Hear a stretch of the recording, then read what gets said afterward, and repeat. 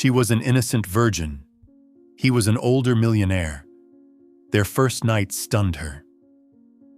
There are moments that seem ordinary, yet they hold the power to change an entire life. For Emily Warren, that moment came on a freezing winter night, when the sky was shrouded in heavy clouds and the wind howled through the window panes.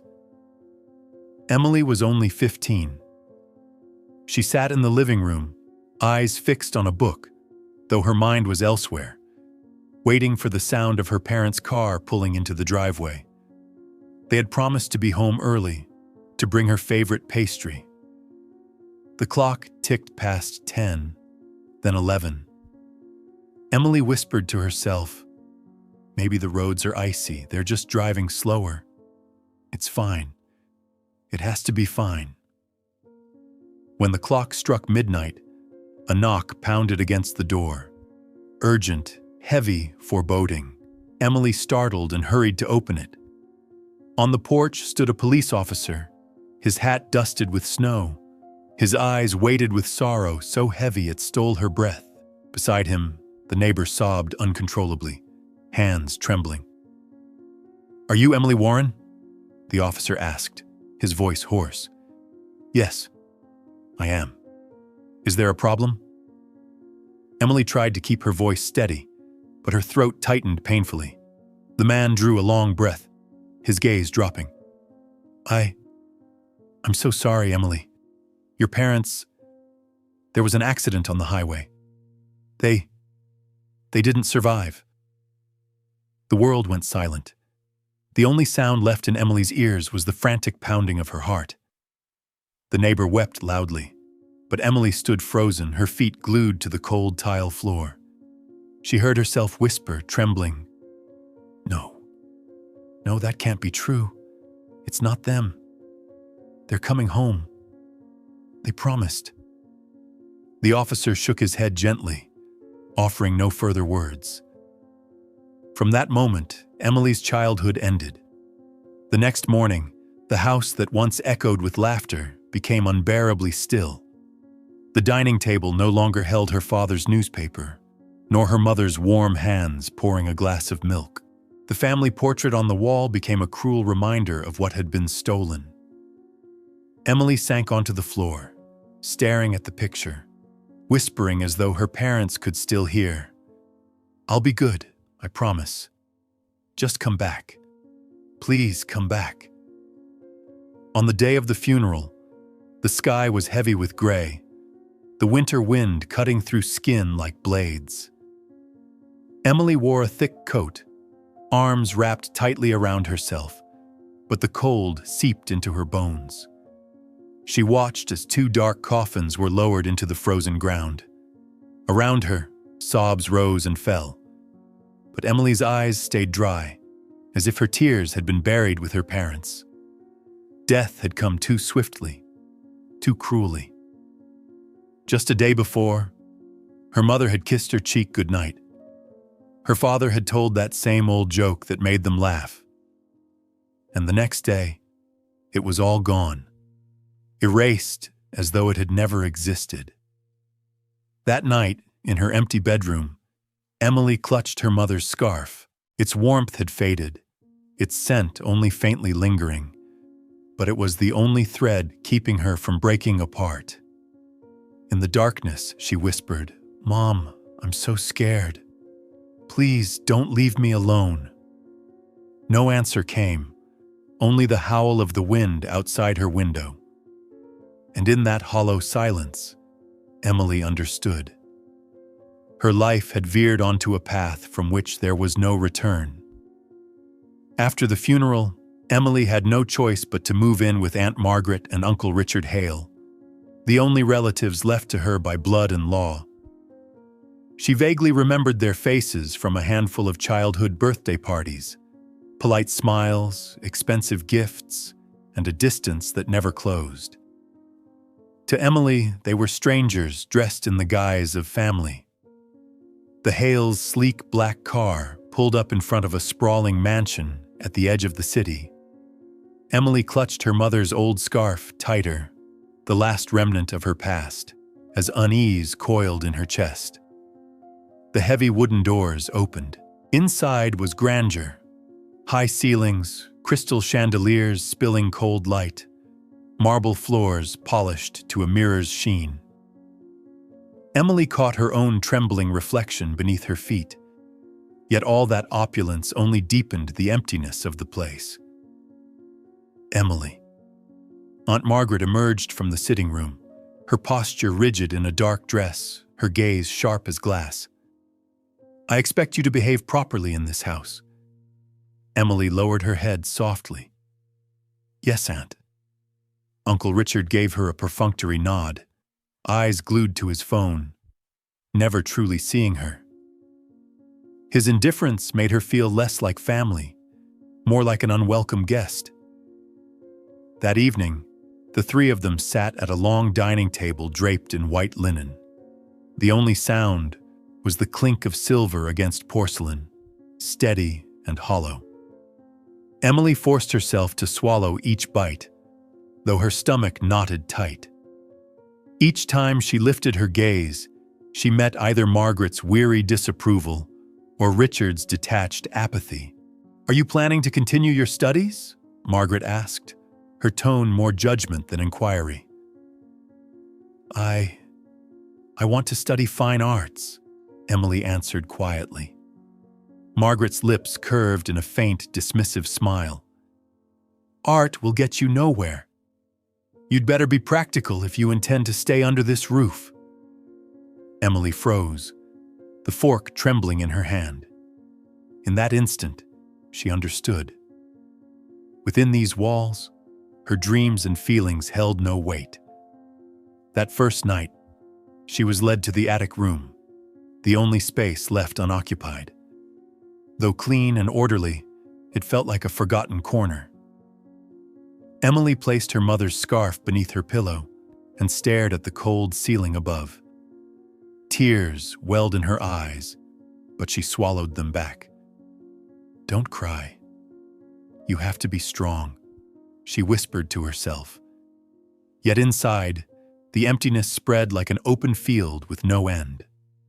The Hale mansion, vast and elegant, was nothing more than a gilded cage, and from the moment Emily stepped inside, she knew she did not belong. In her first days at the Hale mansion, Emily lived like a shadow. She avoided conversation, moving quietly across the cold marble floors, careful never to draw attention. In that vast house, only one place offered her a breath of solace: the attic room. Once used for storage, it was narrow, with a low ceiling and a single small window facing west. Each afternoon, the sunset streamed through the glass, washing the little room in hues of amber and gold. Emily dragged an old chair to the window and sat there for hours, eyes fixed on the distant skyline where the sky embraced the city.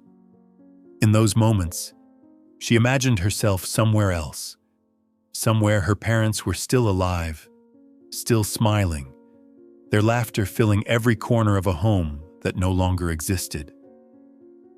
"If only I could go back," she whispered, clutching her mother's scarf tightly in her hands. Painting became her only escape. Though no one in the house cared, Emily continued to draw.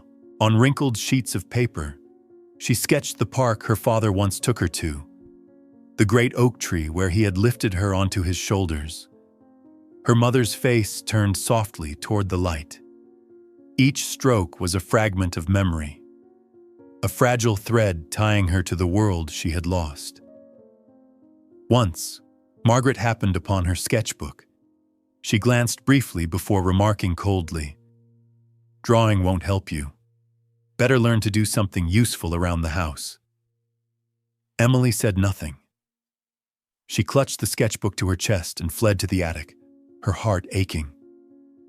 Alone in the small room, she whispered to herself, "It's okay.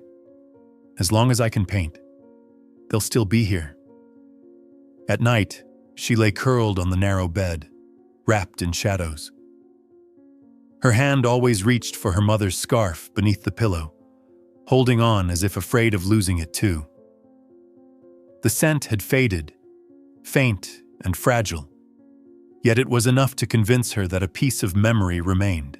Before closing her eyes, she whispered, "Mom, I miss you. I'll be strong, but I miss you." The attic became the only place where Emily could breathe, could dream, could cry unseen. In the grand but soulless mansion, it was the one corner that belonged to her. Years passed, and the attic remained the only place Emily could truly call her own. From a 15-year-old girl, she had grown into a young woman of 22, slender, graceful, her face gentle yet shadowed by sorrow. She never had a real youth. While her peers laughed on college campuses, dreaming of careers and love, Emily was trapped within the Hale mansion. Aunt Margaret stayed as cold as ever. Her sharp reminders, her scrutinizing eyes made Emily feel like a constant burden. Uncle Richard, when he was present, did little more than complain about trivial things. By day, Emily worked small tasks, cleaning, arranging, sometimes taking odd jobs outside to contribute money, yet not once did she hear a word of thanks. Each time she placed her earnings on the table, Richard merely glanced and nodded, as if it were only natural. One evening at dinner, Margaret remarked, "It's time you thought seriously about your future. You can't spend your life in that attic scribbling useless drawings." Emily tightened her grip on her chopsticks, eyes lowered. Inside, she screamed, "That's the only thing keeping me alive. Why can't you see?" But her lips remained sealed. Some nights, Emily sat before the mirror, staring into her weary brown eyes. She whispered, "Is this really me, or just a shadow lingering in this house?" Her beauty, smooth skin, long cascading hair, only seemed to heighten the resentment around her. Margaret often gazed at her with thinly veiled disdain, as though Emily's very existence was an unwanted weight. Outside, the world moved on. Friends her age graduated, found jobs, built lives. Emily, meanwhile, felt stuck in an invisible cage with no escape. Her only dream was freedom. Not wealth, not fame, just a small space where she could paint, live a life of her own. But in the Hale household, even that modest dream seemed impossibly out of reach. One night, Emily pushed open the attic window and stared at the distant city lights. The night wind rushed in, chilling her to the bone.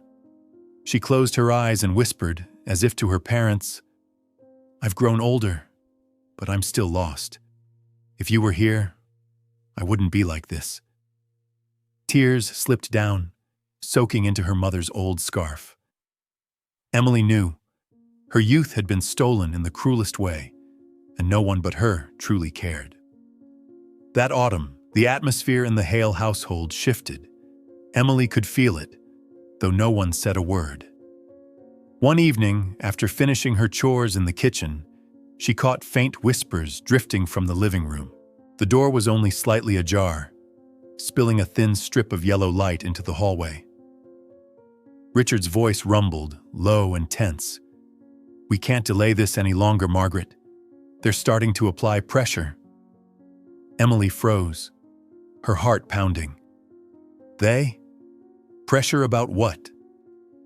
Margaret's reply was sharp, brittle as shattered glass. "Then use the girl. It's as simple as that." A heavy silence followed. Emily stood rigid behind the door, breath caught in her chest. She couldn't be entirely certain they meant her, but something deep inside told her it could be no one else. In the days that followed, the house grew strange. Margaret suddenly became sweet, offering Emily tea, even making small talk. Richard, for the first time in years, muttered a thank you when she handed over her wages from odd jobs outside. But Emily knew better. This wasn't kindness.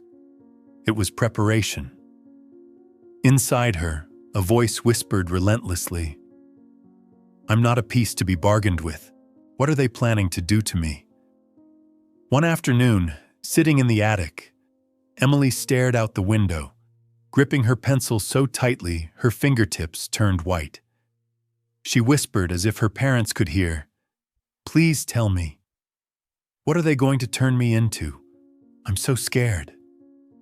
That night, in a fitful sleep, Emily dreamed of being sold away, unseen hands dragging her out of the attic, casting her into an unfamiliar place. She jolted awake, drenched in cold sweat. The feeling wasn't just a nightmare, it was a warning. Something was coming, something that would change her life once more, and this time, perhaps even more cruelly than the death of her parents. That afternoon, pale autumn sunlight streamed into the vast dining hall. The long table was draped in pristine white linen, crystal glasses catching glimmers of light. Yet nothing could dispel the heavy tension that filled the room. Emily had been summoned. As she entered, she saw Aunt Margaret sitting ramrod straight, her sharp eyes fixed on her. Beside her, Uncle Richard sat with arms crossed, his face hard as stone. "Sit," Margaret ordered, her voice as dry as paper. Emily obeyed, hands clasped tightly in her lap, her heart racing wildly. "We've made a decision," Richard said flatly, his tone devoid of emotion. Emily swallowed hard, struggling to keep her composure. "What decision?" Margaret answered at once, as if reading from a script. "You are going to marry Adrian Blackwood." Emily froze. The name was familiar from the newspapers. A powerful figure in technology and biomedicine, 46 years old, never married. They called him the Iceman, successful, wealthy, but distant and enigmatic. "No," Emily whispered, eyes wide, her voice breaking. I can't." Margaret set her glass sharply on the table, the sound ringing with fury. "You have no right to refuse. Adrian isn't asking for love. He requires a wife who is proper, poised, presentable. You will marry him, and the wedding will be in 2 weeks." "But I'm not a bargaining chip," Emily choked, tears spilling down her cheeks. Richard leaned forward, his voice deep and heavy with finality. "We've housed you for 7 years. It's time you gave something back. Consider this your repayment." "By marrying a man twice my age?" Emily cried. Margaret cut her off coldly. "You have no choice. Life isn't a fairy tale. This is the only chance you'll ever have at a future." Emily shot to her feet, her legs trembling. She ran straight to the attic, tears blurring her vision. In her small room, she collapsed onto the bed, pressing her hand over her mouth to stifle the sobs. In her mind, her aunt's words echoed. Life isn't a fairy tale. Emily knew she had been turned into nothing more than a pawn in the game of power, and the upcoming wedding was no different from a life sentence, robbing her of the only thing she had ever longed for: freedom. The wedding day arrived faster than Emily had imagined. 2 weeks slipped by like a heavy fog, leaving her with the sense of drifting in a dream she could not wake from. That morning, the sky hung low and gray. No rain fell, but the air was thick with gloom. Emily sat before the mirror in the bridal suite. Her pale face reflected back, brown eyes clouded with sorrow. The makeup artist carefully concealed the dark circles carved by sleepless nights, pinned her long hair into an elegant bun, and adorned it with small white pearls. When the veil was lowered, Emily stared at her own reflection, feeling estranged.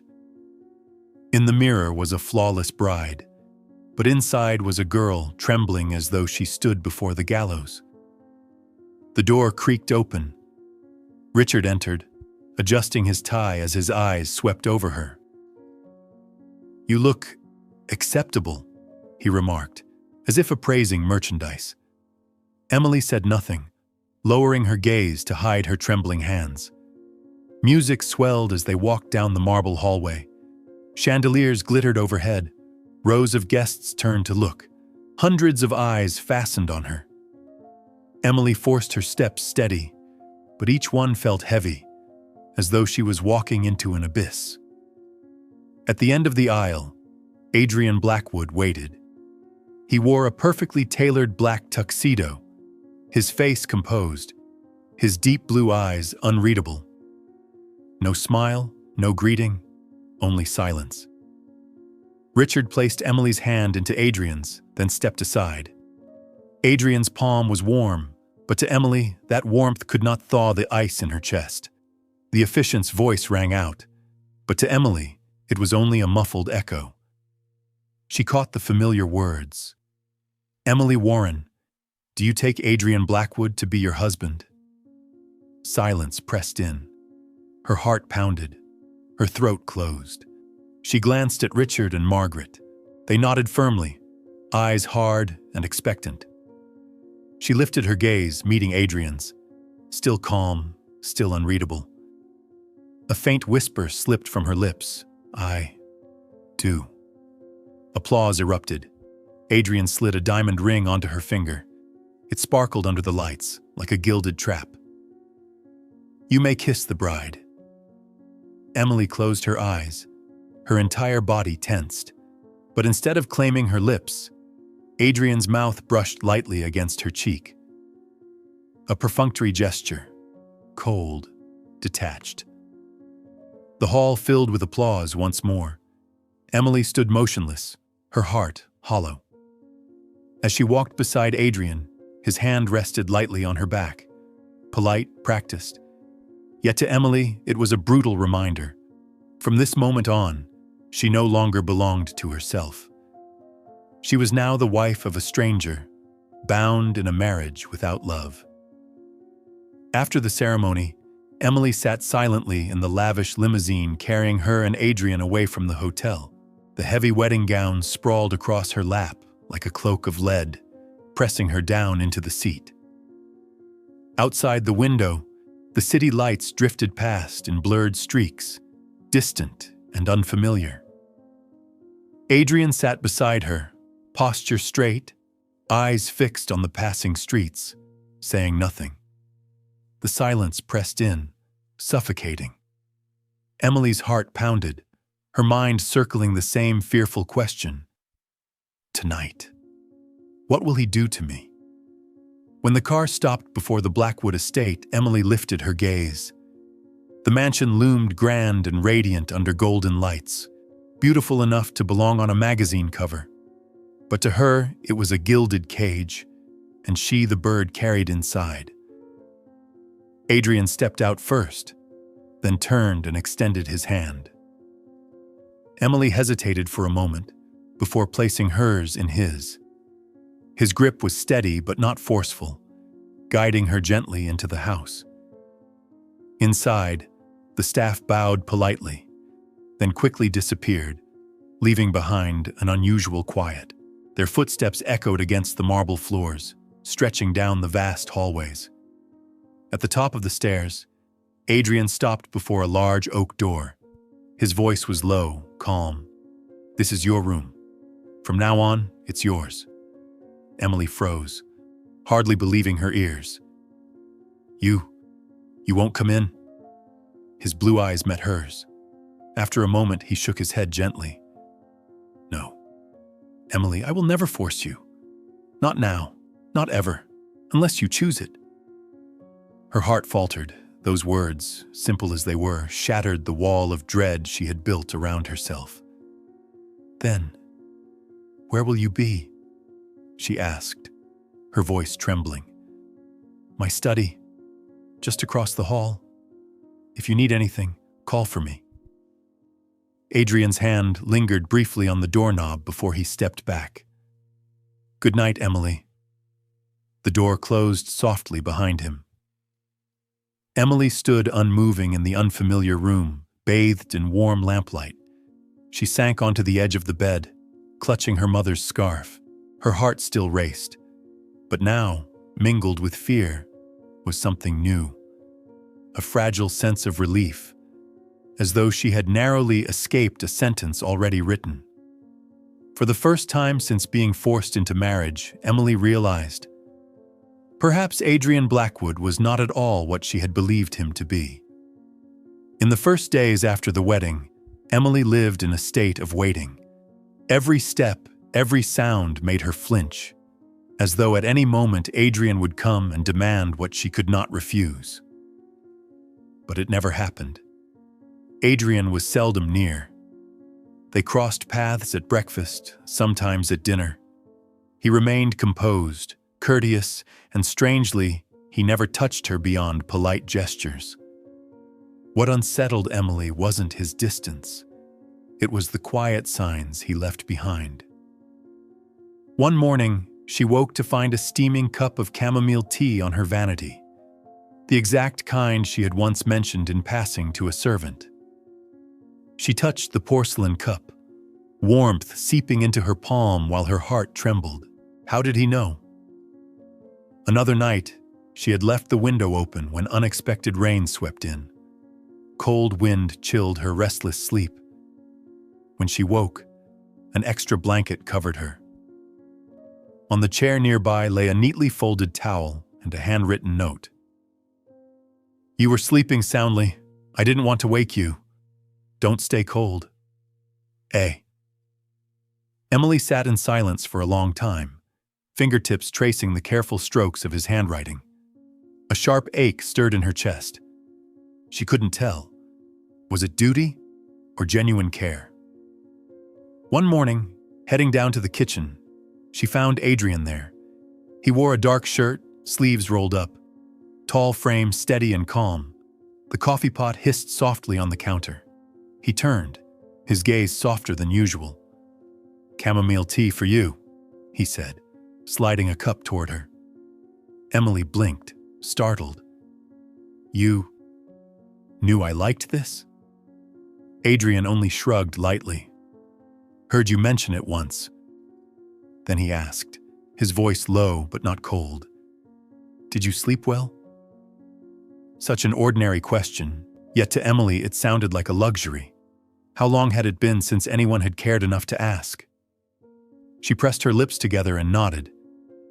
It was fine.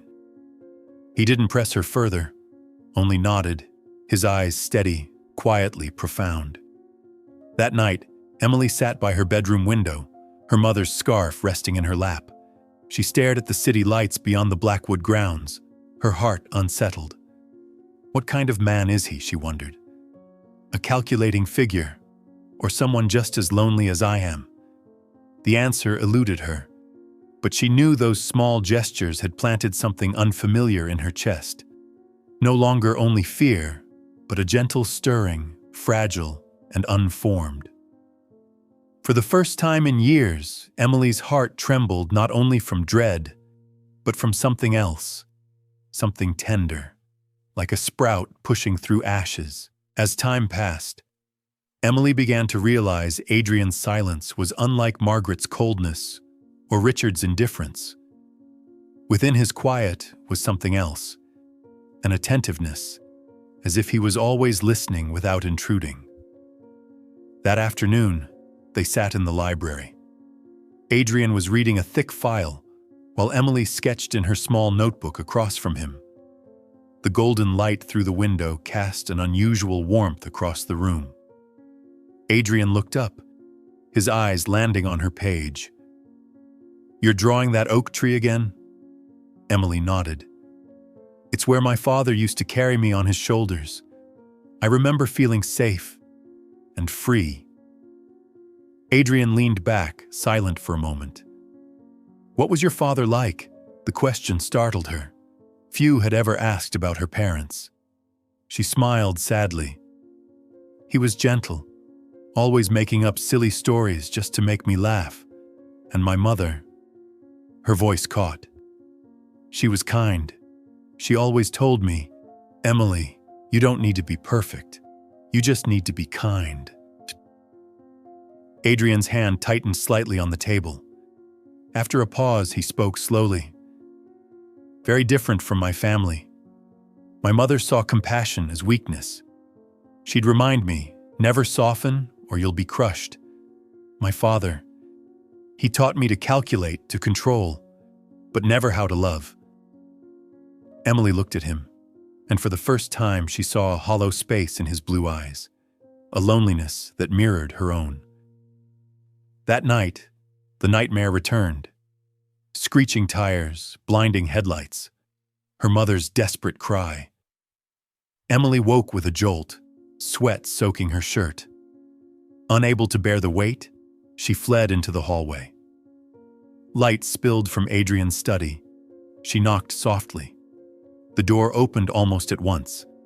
Adrian stood there, his expression softening as he saw her. Another nightmare? Emily nodded, eyes red. He asked no more, simply stepped aside. Come in. The room smelled of wood and old paper. Emily sank onto the sofa. Adrian poured hot chocolate, placed it in her hands, and sat at a respectful distance. She gripped the cup, her voice trembling. I don't understand. Why are you kind to me? You don't have to be. Adrian lifted his gaze, a shadow of sorrow flickering there. Because I know what it feels like. To be forced, to be unheard, unseen, to live a life chosen by others. I lived that way since I was a boy. He paused, his voice faltering. I once wished someone would see me as a person, not a tool, not an heir. But no one ever did. Until... He stopped, inhaling deeply. Until I met you. Tears slid down Emily's cheeks. She whispered, That's all I ever wanted too. Just to be heard. For a long moment, in the hush of lamplight and wood, they looked at each other. Words were unnecessary. In their separate wounds, they saw themselves reflected. When Emily finally rose to leave, Adrian spoke softly. If you don't want to be alone, this door will always be open. Anytime. That night, back in her room, Emily clutched her mother's scarf, tears still streaming. But this time, they weren't only tears of grief. They carried a fragile sense of relief. For the first time in years, she felt she was no longer entirely alone. After that night, a different kind of silence grew between Emily and Adrian. No longer heavy, but warm, gentle, like a thin blanket draped over the empty spaces in their hearts. In the mornings, when Emily entered the dining room, Adrian was always there. He set aside his paper, handed her a cup of chamomile tea, and asked the familiar question, Did you sleep well? At first, Emily only nodded, but gradually she began to share more about her dreams, her unfinished sketches, the stray cat in the garden she secretly fed. Adrian listened, never interrupting. Sometimes, the corners of his mouth curved in the faintest smile, so subtle, yet enough to make Emily's heart flutter. On Sunday afternoons, they walked together in the garden. Emily carried her sketchbook, sitting beneath a tree to draw, while Adrian sat nearby with a book. Words were scarce, but his presence itself became a strange kind of peace. Once, when Emily frowned at her page, Adrian asked softly, Trouble drawing? Yes. I can't capture the light on the leaves. It keeps changing.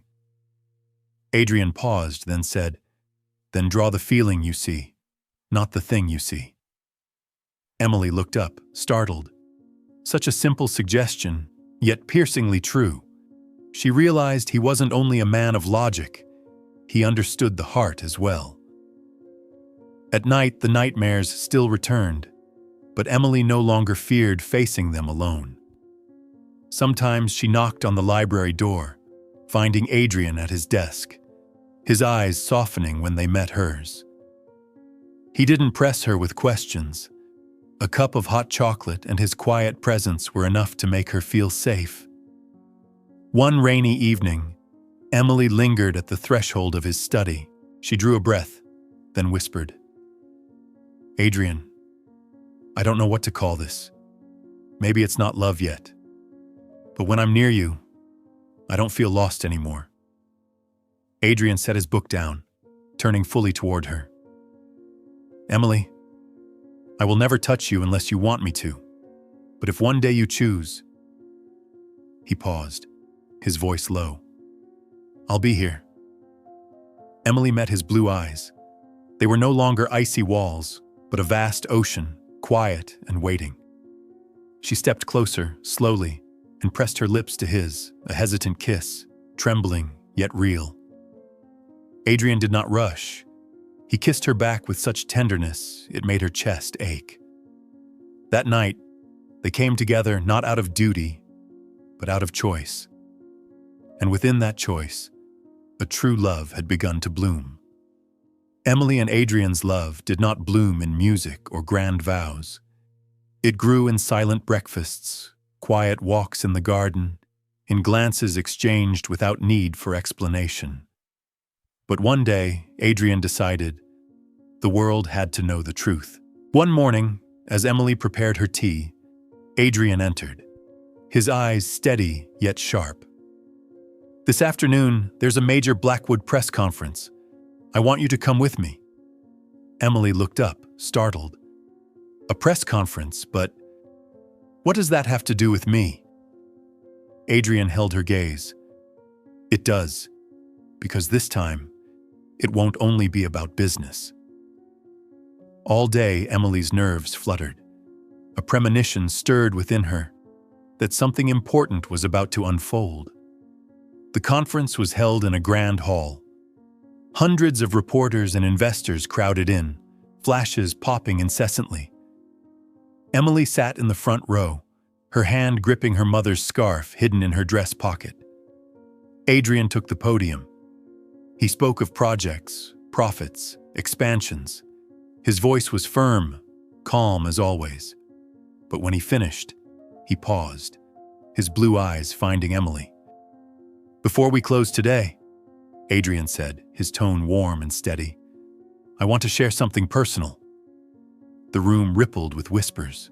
Cameras aimed, shutters clicked. "As many of you know," Adrian continued, "I recently married. There has been speculation, rumors that it was an arrangement, a transaction." He stepped down from the stage and walked directly toward Emily. The clicking intensified. Stopping in front of her, he extended his hand. Emily froze, hundreds of eyes fixed on her. Her heart thundered. After a breathless pause, she placed her small hand into his. Adrian turned back to the crowd, his voice ringing clear. "Let me make this plain. Emily is not a deal. She is not an ornament. She is not a burden. Emily is the woman I love, the only person I want beside me for every step of this life." The hall erupted in murmurs, the flashing lights blinding. Emily's vision blurred as tears welled up. Adrian gently drew her to her feet, wrapping his arm around her. Then, before the world, he kissed her. Not rushed, not ostentatious, slow, reverent, a vow etched in light. In that moment, Emily heard no cameras, no whispers, no noise. Only the rhythm of her heart against his. When Adrian finally pulled back, his eyes locked on hers. No more words were needed. She understood. He had chosen her, not out of pressure, not out of duty, but out of love. That day, Emily stepped out of the shadows of an arranged marriage into the light of a love declared. And for the first time, she believed her future was no longer stolen. After the press conference, everything changed. The media called Adrian's act reckless. Some mocked it as a stunt, while others praised it as rare romance in the cold world of business. But Emily didn't care. She knew his declaration was real. One evening, Emily and Adrian sat together on a bench in the garden. The night was cold, but he wrapped his heavy coat around her shoulders. "The day you came into my life," Adrian said softly, "I never thought we'd reach this point. I believed I would remain a hollow figure, never knowing what love truly was." Emily turned to him. "And I never thought, after so much loss, I'd ever find a home again. You gave me a family, Adrian, something I thought I'd lost forever." He squeezed her hand gently. "No, you gave it to me. You made this house a home. You are my new life." Emily smiled, tears slipping quietly down her cheeks. She knew the scars of the past were still there, but they no longer defined her. Instead, love, choice, and this family had become her future. In the gentle darkness of the garden, Emily leaned her head on Adrian's shoulder. For the first time in years, her heart was completely at peace. The past had taken her parents, but life had given her something else in return: a true love, a complete family, and a future no longer bound by fear.